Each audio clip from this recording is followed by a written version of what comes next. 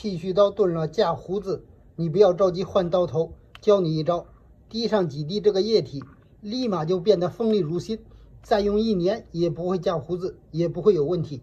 下面我们来看这个剃须刀呢，用的时间长了以后，它就架胡子了，推不动了。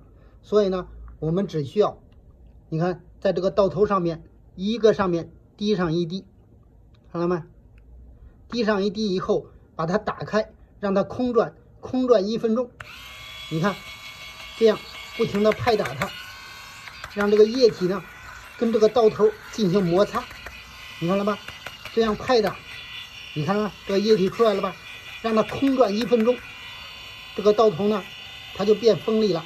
你看了吗？刀头上所有的脏东西都会除掉，都没有了。这个液体呢，就是酒精，滴上几滴酒精，它就立马变锋利，真的非常的好用，你也可以试一下。把这个分享给你呢，希望可以帮到你。好了，感谢观看，再见。